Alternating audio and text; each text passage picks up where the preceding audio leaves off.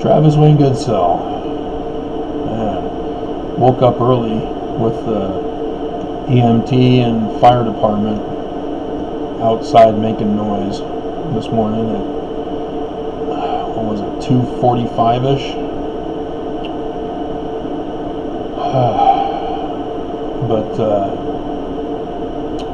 remember way back when I was doing commentary about a Mormon who did a model for the Book of Mormon geography, and he demanded I read his book and prove him wrong about nobody knowing the geography of Saudi Arabia. Well, guess what? I put him on at the beginning, and I took down. No, I didn't. Here they are. Okay, so you'll see I put them in order. The 1570 map of Saudi Arabia, which it wasn't Saudi Arabia back then. Well, yeah, it was. No, 1744. So no, that one wasn't Saudi Arabia. Then there's a 1658 map of Saudi Arabian area. And then there's a 1780 when Saudi Arabia was officially Saudi Arabia. So 3 maps before Solomon Spalding, known to all the world, because they make copies. These are not the only versions of the maps. That's not how it works.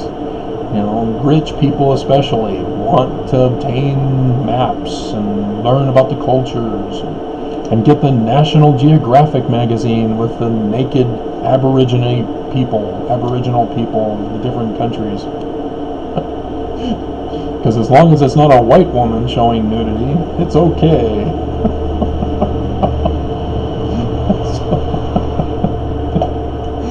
Oh, I need to go back to bed. And so, yeah, the guy's a joke. A joke. And so, yeah, Solomon Spalding had access, could have had access, did have access to the materials necessary, and the Hopi tribes or whatever mound people were in western New York, because all the place names in the Book of Mormon come from the place names of those areas of the long extinct Indians that lived there. And you have Sidney Rigdon, who was there in Pittsburgh at the press, collecting books that were newly published, as well as taking any manuscripts that nobody could publish and died, such as Solomon Spalding's manuscript. And so, yeah, it's very clear when you put the evidence together. Solomon Spalding Sidney Rigdon did have Solomon Spalding's manuscript. There is no doubt about it. The linguistics in the Book of Mormon is Sidney Rigdon's, and the contents are as the people in the town where Solomon Spalding read his book, and then the newspaper guy found out about it, came into the town, interviewed the people, and Mormonism Unveiled is published. Because they were saying, hey, this Book of Mormon you guys are presenting to us, this was Solomon Spalding's book. And his kids confirmed it, and the kids found that he had been working on another version or variation of the storyline with the Roman period instead. It was manuscript story rather than manuscript found. So, I mean, there's abundance of evidence that the Book of Mormon plagiarized Solomon Spalding's work. And yes, they had access to maps to know Saudi Arabia and where they were traveling from Jerusalem. So it's just, the Mormon is ridiculous. So please, put it to rest. I know you're paying attention, hoping that I'm going to talk about it. Here I'm talking about it, So shut the F up. Now, let's get into some more real church history about Sidney Rigdon. You'll notice that Joseph Smith translation of the Book of Mormon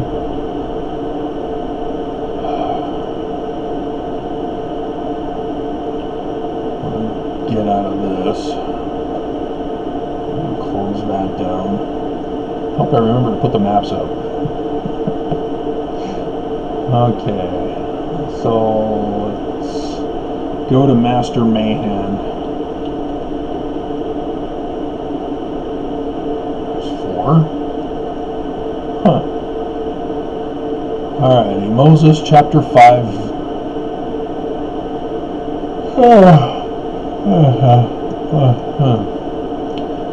Is where it is talked about. 49, Lamech having entered into a covenant with Satan after the manner of Cain, wherein he became Master Mahan, master of the great secret, which was administered unto Cain by Satan, and Arad, the son of Enoch, having known their secret, began to reveal it unto the sons of Adam. Now this, if you're not familiar, is part of the Joseph Smith translation.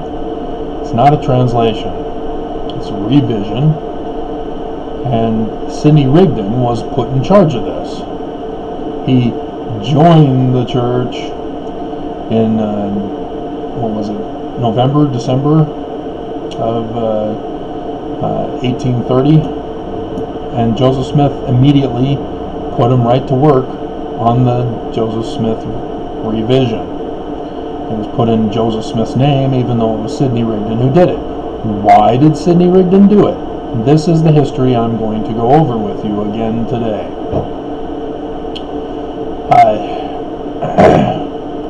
You'll notice that critics have already found out that Mahan is a variation of Master Mason. Master Masons are Freemason leaders of lodges. Joseph Smith Sr. was a Master Mason. So is he the master of the Great Secret? No, he's the one who exposed the Great Secret with the Book of Mormon. And so, let's go back to Sidney Rigdon. We'll start there. Sidney Rigdon was a Baptist variation in the religion. He had been licensed originally to be a preacher, and he eventually ended up becoming part of the Campbellites. They were a Baptist variation, and Alexander Campbell and he got into an argument about, well, several different things. Sidney Rigdon had different ideas on how the religion should be, and Alexander Campbell, as it was his religion, the Campbellites, wanted things done his way. Sidney Rigdon should have caught on to that and backed off, but the one major issue was that Alexander Campbell believed that only the New Testament needed to be revised and not the Old Testament. Sidney Rigdon wanted the Old Testament revised in harmony with the New Testament to unite the two books into one. And so Sidney Rigdon got upset, threw a tantrum, and left. And went to Ohio, Kirtland, Ohio, where he formed his own religion. The Baptists denounced him and took away his license to practice. And so up to Kirtland, Ohio, he went with his own congregation, with his own ministry. And that's after he had obtained the Solomon Spaulding document in Pittsburgh. you'll be aware that there's a Harmony, Pennsylvania, north of Pittsburgh. I did that video series about the two different harmonies, and in short, that's where Joseph Smith was at with Josiah Stoll as they were digging for silver, and Joseph meets Emma. She's Methodist. That's where the Methodist Church was, in Harmony, Pennsylvania. And when Joseph Smith blew it by handing over the 116 pages to Martin Harris, who took it back to Palmyra to show his committee members on the Anti-Mason Movement Committee, of which he was one of the committee members of. We have section 3 of the Doctrine and Covenants as a result. But Joseph goes to the Methodists for consolation with the loss of his firstborn son, and the Methodists learn about him having been arrested for being a glass looker, and so they boot him out, along with Emma and her family too, since he married into the family. And so they can't stick around in Harmony, Pennsylvania, so they move and find a little alcove location south of where he was arrested in the Susquehanna region in Pennsylvania. Notice Joseph calls that Harmony, Susquehanna, Pennsylvania. You can't have two harmonies in the same state. You got to go through the government to name the place, and you can't name it the same as what's already in the state. You can have Springfield, Missouri, you can have Springfield, Colorado, you can have Springfield, California, whatever, but you can't have two Springfields in the same state. And so there were no two harmonies. The Susquehanna one was not a Harmony, Pennsylvania. But because Joseph wrote about it in 1838, the church enforces it and forces Pennsylvania to claim it also.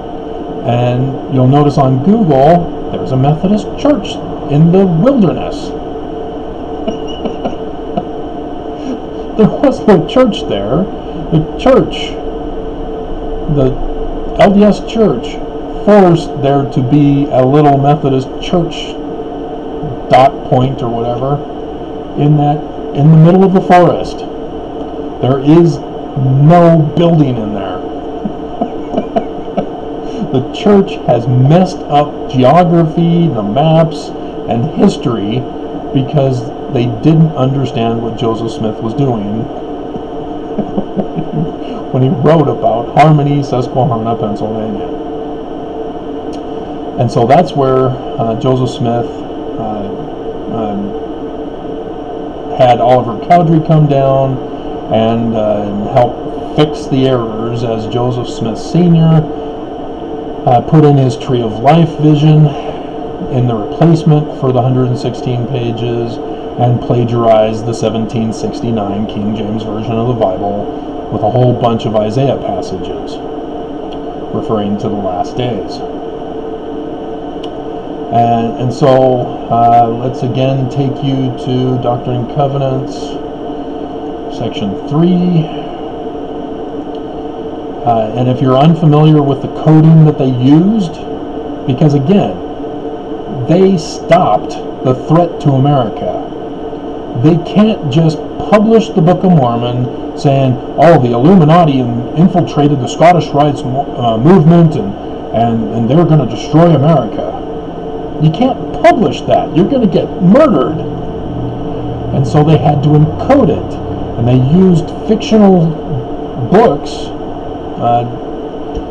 Solomon Spaulding's work originally, or not originally, it was William Morgan's book originally, which was a little bit brazen, but they tried to encode it But as you can see here in section 3, it was too much for Martin Harris to handle. Martin Harris is the money, because they can't have the Batavian Press publish the Book of Mormon after they were the ones known who were going to publish William Morgan's books, and they did publish a book under William Morgan's name, Illustrations of Masonry, which goes over the first 3 ranks and goes over in detail who the Master Mason is and his role in society. And so you know from that book about Joseph Sr. when he was in the middle of this historical event that saved America back then. And so that tells you why, and it tells you why he got his farm in Manchester, because he became a Master Mason and was then therefore given privileges and given support in his poverty. You got to read the book. It goes over in great detail the role of the Master Mason. He's the one who elevates people through the 3 ranks. And so you have Joseph Smith taking over the writing and his own other publishing company. He's got to find another publishing company, because if he goes through the Batavian Press, they're going to know that it was him who prevented the Scottish Rites Illuminati from destroying America, and they're going to infiltrate his organization. They're going to rise up in the ranks. They're going to take over the leadership in 1838. Oh, wait a minute. Yeah, that's exactly what they did. They found out. Heber C. Kimball, on his Wikipedia page, the family released information about his masonry. In that masonry section, they sort of leave out that he knew Joseph Smith Sr. Why? It's because they infiltrated, took over the church, murdering Joseph Jr. And Sr. died in 1840. And so here's when they lost the 116 pages. And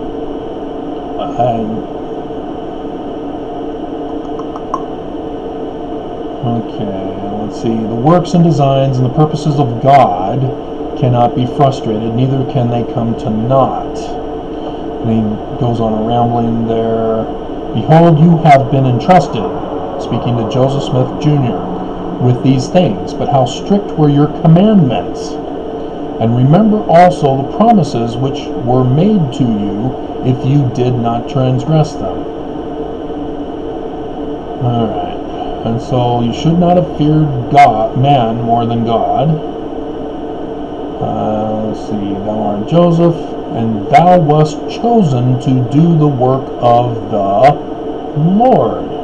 Notice it's not God. See, the church service missionaries in 1970. Let's see, no, it was 1981 when the triple combination came out. That's when they had decoded as many names and places as they knew. Before then, the Doctrine and Covenants was encoded, just as the Book of Mormon's encoded. And so they knew, okay, they're referring to Joseph here, so they replaced the original word with Joseph. But they didn't change the Lord.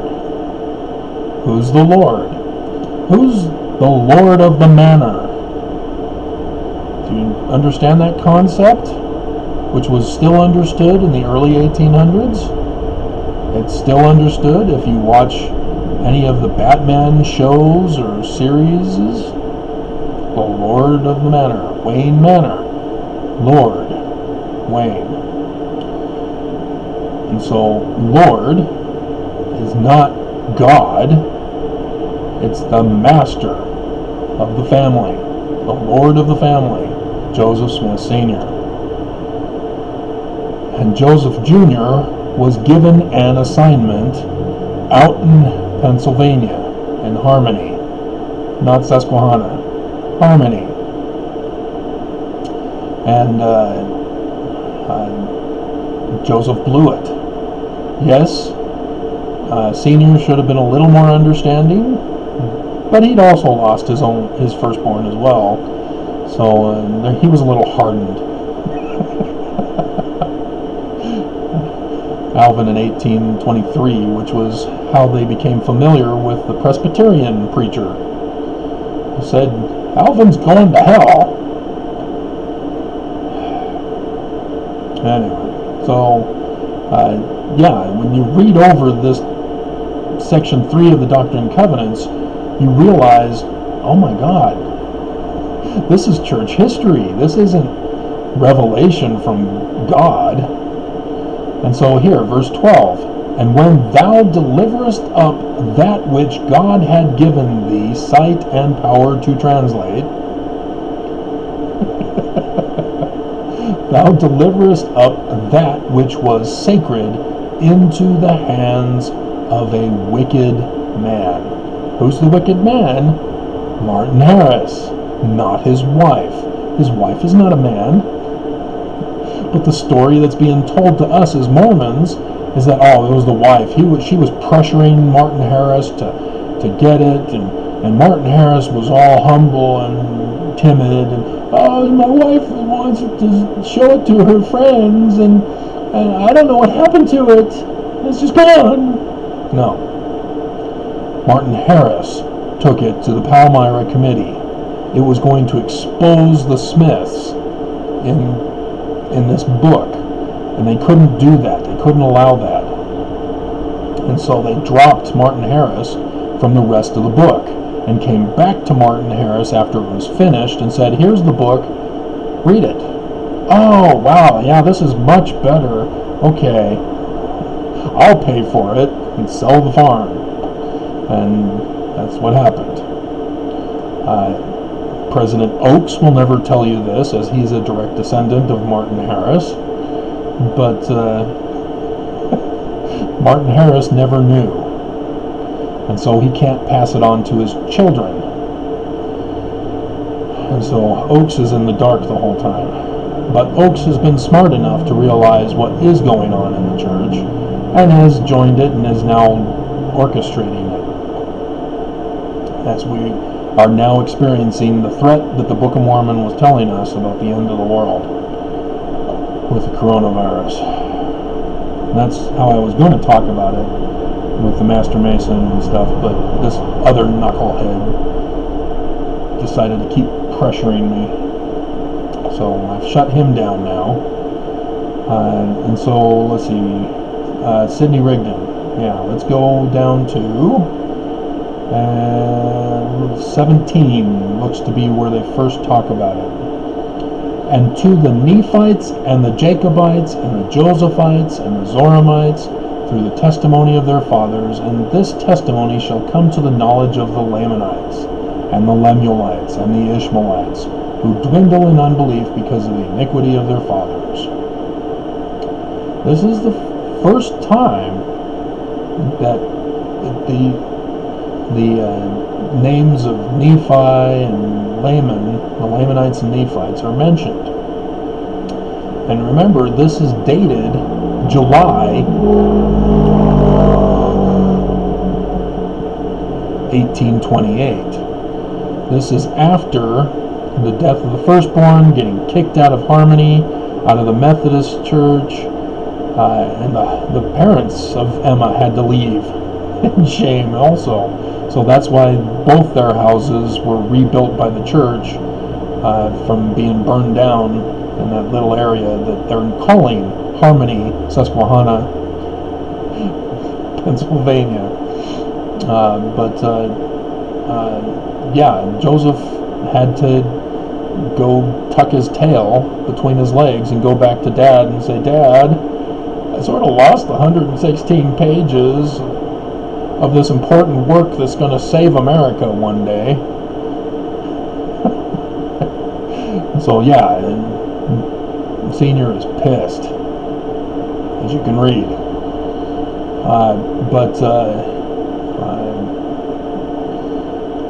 they already knew of the Solomon Spaulding manuscript at this point, that Sidney Rigdon had it. And so it was just a matter of working out a deal as to how to compensate Sidney Rigdon. They had no money.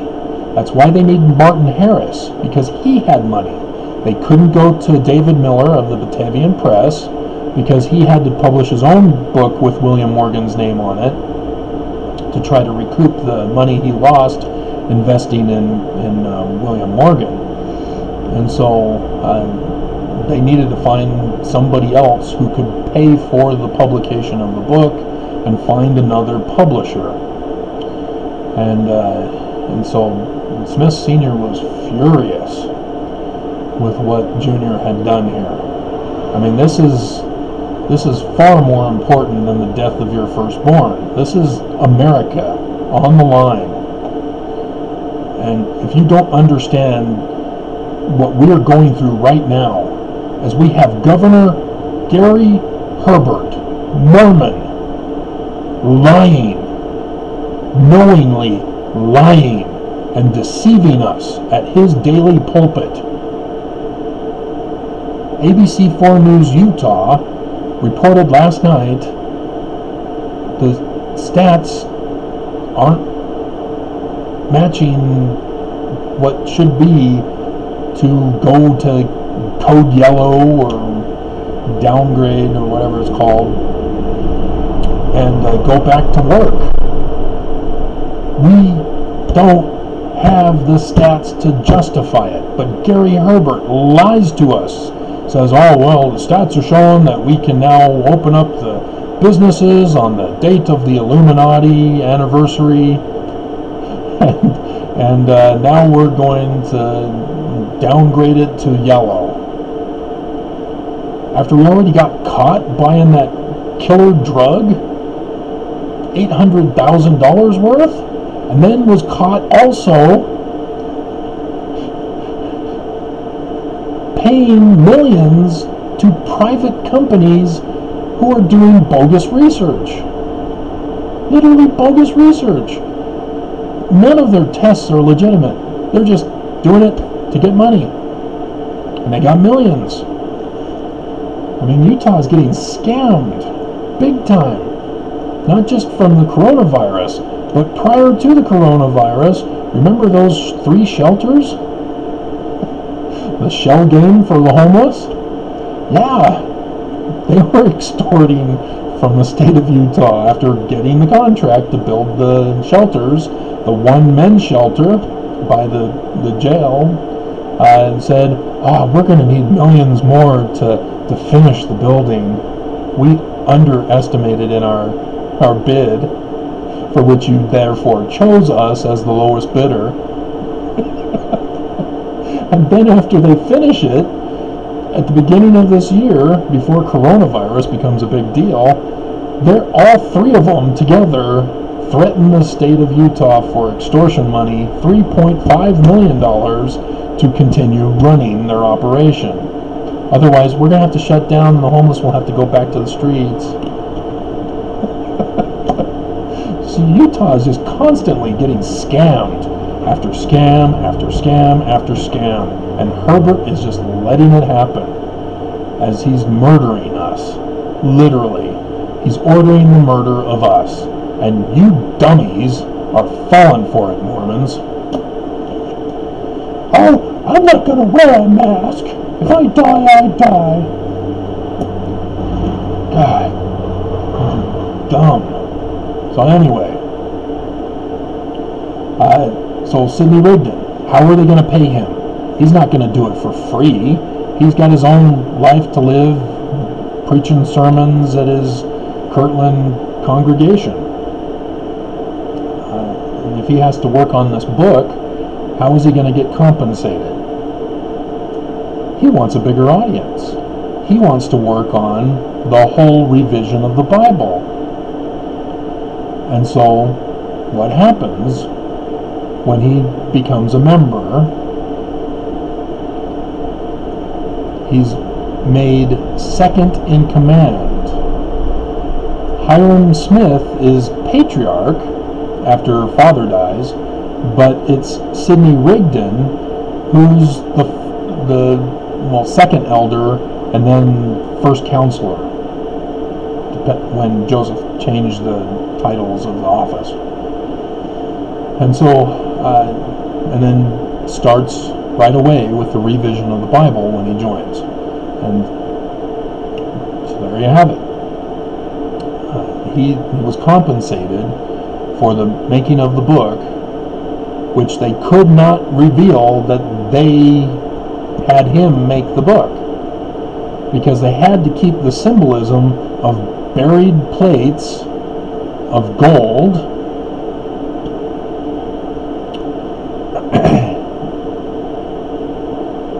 talking about Solomon's temple and the Knights Templar of Freemasonry, and Southern Illinois to be the mountain cities of Zion and New Jerusalem, the New Jerusalem in America. And I've gone over all that stuff as well. But yeah, that's why the Book of Mormon does not harmonize with the revised version, is because Smith Sr. plagiarized the 1769 version while they were waiting for Sidney Rigdon to work on that. Remember the transition in 10 that they talk about?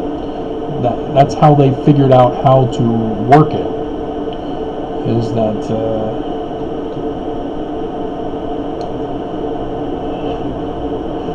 in the hands of the wicked man. It's not a woman, is it? Okay, and so nevertheless it is now restored unto you again. We've caught up with the 116 pages, and we figured out what we're going to do with Sidney Rigdon while you're down isolated from society with your wife and her family, who have been cast out of Harmony, Pennsylvania.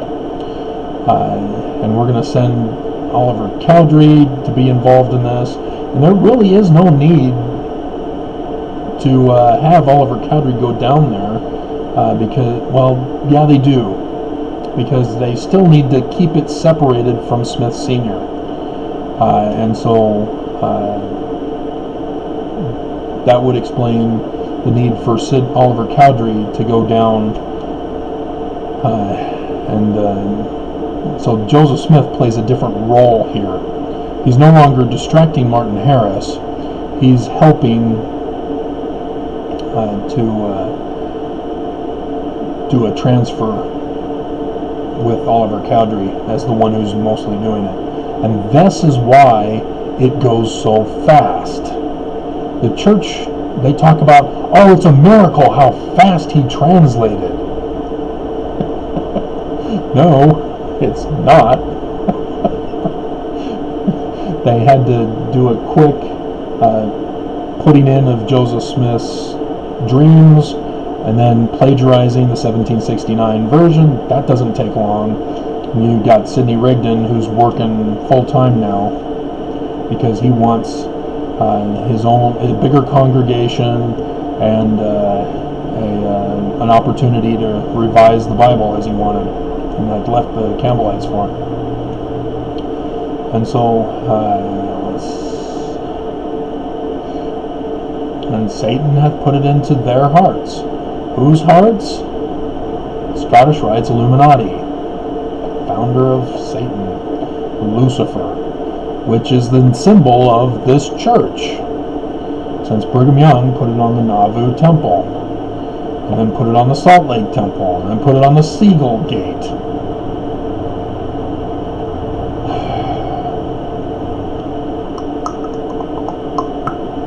Say the devil is sought by a cunning plan to destroy this work. Yeah, because they don't want it exposed as to what they were planning to do. Therefore, we will destroy him and also the work. We may not be ashamed in the end. That we may get the glory of the world. He's not talking about treasure and fame. He's talking about being American heroes. when you understand the context, that's how you understand it. But it is kind of funny that we may get gain and glory. Master Mahan murdered for gain and glory. Fortune and glory, Dr. Jones. Short round. Let's see. Fortune and glory. Seeking to destroy. Let's see. Where were... Okay. Because I'll show you wisdom. Blah, blah, blah. Blah, blah, blah. Okay. 38. And now, verily I say unto you that an account of these things that you have written, which have gone out of your hands, is engraven on the plates of Nephi. Oh, what a coincidence. And there's an interesting thing that they understood as you identify that the Book of Mormon prophesies of Joseph, the son of Joseph, who is to bring these things to light. And then you have Nephi, son of Nephi, who is when Jesus appears in the American continent and says, hey, bring me the records. Where's Samuel the Lamanite's prophecies? But then you have son Ammon, as Joseph Smith calls Jesus Christ. Son Ammon, therefore there must be a father Ammon. Father and son having the same names.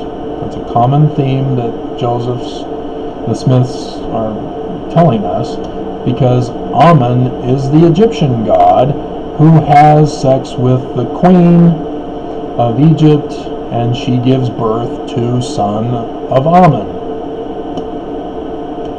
Unless you're talking about Hatshepsut, who said that she's the daughter of Ammon in order to become the pharaoh with her husband David Moses II, who died early because David Moses III is still too young to take the throne. And so that's how she became Pharaoh of Egypt. Alright, so yeah, the Words of Mormon transition is what they're talking about here. And then Sidney Rigdon was working on the Book of Mormon portion of the Book of Mormon.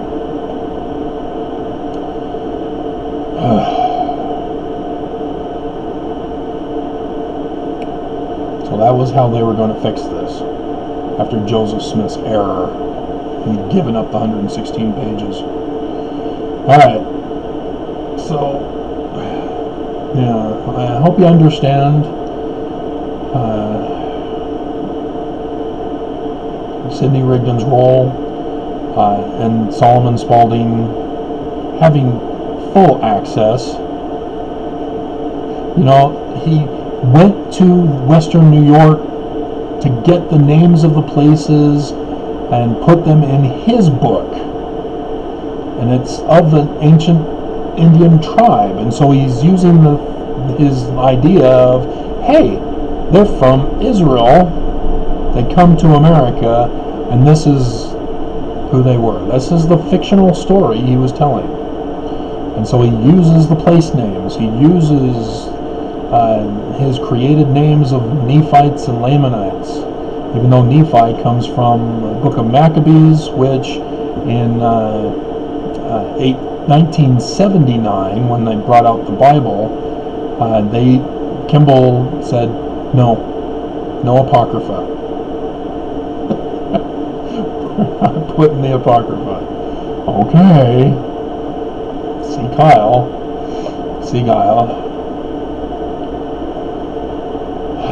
So, yeah, I think I'm done. I'm just tired. Oh, man. So, understand why the church is so evil in wanting us dead. It's because we're the church of Satan now. Satan conquered the Smiths. And they literally destroyed the work. Because which Mormon knows this information and is standing up denouncing the church and saving America and the Constitution. Nobody. Exactly. And so Lucifer won. We're all doomed. Ether was recording the entire destruction of his people. Moroni recording the entire destruction of his people. That was the worry they had, is that they would fail to save America the second time around, because they knew they weren't going to be alive when it happened. So they wrote the Book of Mormon. And it came from Solomon Spaulding, because William Morgan's version was taken to the Palmyra anti-Masons and was going to expose the whole thing and cause their deaths.